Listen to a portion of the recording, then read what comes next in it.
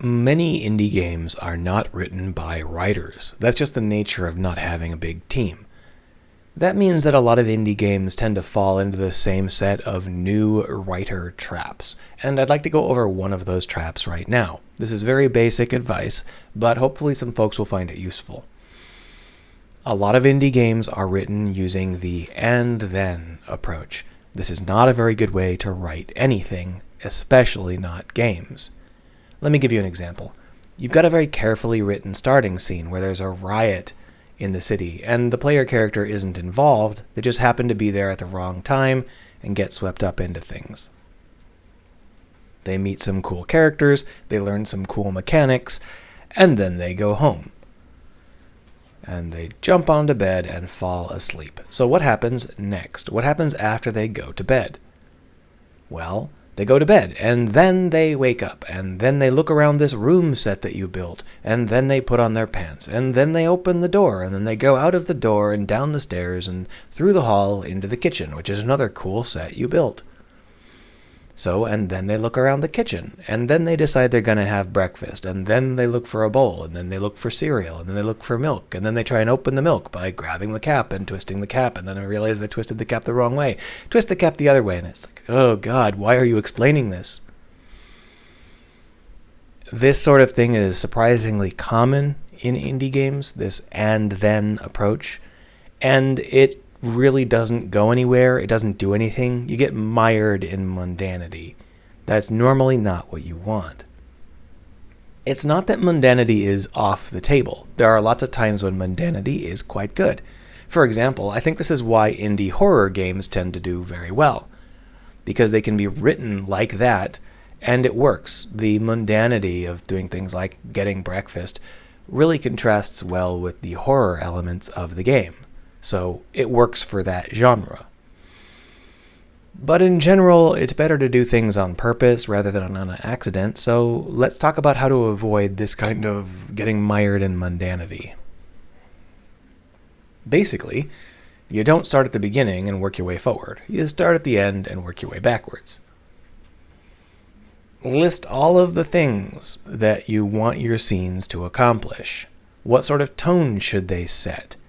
Where should the player be? What should the player have been told? What sort of character beats need to have happened? What sort of visuals did you want to show them? What sort of plot elements have been explained? Just write everything down in a big list, and then make a scene that goes through and checks off all the boxes. Now, obviously, that's not going to give you world-class super writing, but it will give you writing that accomplishes what you want it to accomplish, especially if you're very careful to make things like tone part of the things that you want to accomplish. Give you some simple examples here. Let's say that you're making a fantasy game, and obviously the player character's starting village has to be overrun by goblins and destroyed at the end of chapter 1. So that's what you're writing right now. The goblin attack section. And the idea is, the plot is, that one of the hunters, your friend, notices the goblin, rushes back to town, and everyone starts to prep. That's the part that you're writing at the moment. If you're writing this with an and-then approach, you might say, oh, well, here comes the hunter, your friend. She looks panicked. And then you try to calm her down. And then she tells you about the goblins. And then you decide that you should tell the mayor about the goblins. And then you go to the mayor. And then you tell the mayor about the goblins. And then the mayor decides to call in the town guard captain. And then you tell the town guard captain about the goblins. And then the town guard captain calls in the town guard. And you tell the town guard about the goblins. And then the town guard calls in everybody who is able-bodied and able to hold a weapon and tells them about the goblins. And it's just... Yes, technically, this does the things you need it to do, but it's not getting done in a way that actually adds anything to the story. It's just a bunch of connective tissue. Instead, what you do is you make a list of all of the things you want this set of scenes to accomplish. You want to make sure that the player knows that the goblins are attacking. You want the player to see specific visuals, like specific people working in specific ways. You want to establish characters as having specific relationships. What's your relationship to the hunter? What's the mayor's relationship to the town guard? What sort of defenses does the town have? What sort of ways of attacking do the goblins have? We can add in a lot of other things, specific visuals or beats. We want the tone to be tense. We want everybody to feel on edge and people to feel dour. We can make a list that goes on and on and on, and that's fine. When you're listing it, that's fine. Go into as much detail as you want. Have as many pieces as you want, because none of that stuff has to hit the player. That's for you. That's your list. So once you've made this list, you can then start writing the scene, and that's what hits the player. So when you start your scene, for example, and your friend comes running out of the wilderness, panicking about goblins, she meets you, and what does she do? Does she tell you about the goblins? Well, if she tells you about the goblins, then the goblin explaining portion of your checklist is checked. Nobody ever has to explain that goblins are coming ever again. Ever.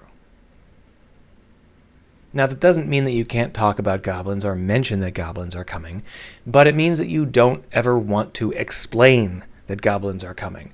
So if you get the explanation from her and then the two of you go off to the mayor, she's not allowed to give that explanation again. And if you talk to the guard captain, she's not allowed to give the guard captain that explanation. That doesn't mean that the character can't talk about it. It means that the player is not allowed to read of it. The player is not allowed to witness it happening. So, for example, if she tells you about the goblins, she might say, go to your house and get your stuff, or something similar. I'll go talk to the mayor, and run off. And by the time you catch up with her, she's already done explaining it to the mayor. Or maybe when she meets you for the first time, she doesn't explain. She's just like, quick, we got to meet with the mayor. I saw something awful. And then you go to the mayor, and then you explain to the mayor. This is kind of how you plan these scenes out. You know what you need to do, and so you write to do those things. You don't simply let the player's character and the various other characters just perform. That doesn't go anywhere. That isn't to say that this is a straitjacket, though. We need to be very careful about how we explain this, because a lot of people think that planning is a straitjacket. It's not. What it's doing is it's freeing you from an endless cycle of trying to explain what mundane thing people are going to do next. We do not have to write 4 different arcs where she explains goblins to different people, because we planned out the fact that the player learns about the goblins here or here, and that is the only time we have to explain it. We can explain it however we want. We can have whatever tone we want. We can have whatever visuals we want. It's a matter of slotting it into the place we want it, the place where it's going to do us the most good. Now, in this case, there's no right answer. It's not a question of making it the perfect structure. It's a question of making sure that you're thinking about the structure of the scene. Does she tell the player? Does she explain to the mayor, and that's how the player learns about it? Does it get held off all the way back until everybody is in the town square, holding their weapons, looking nervous? All these people who aren't fighters but have just been, told to come fight. And they're like, what's going on? Oh no, and the player learns now? At this point, that would be an interesting choice. I think that would work fine. By reviewing all of these options, we can choose what gives us the best tone, and we can write that. Everything else can be fade-outs or implications. We don't have to manually write every single second of every single person's day. And that's today's super basic writing tip. Have a good one.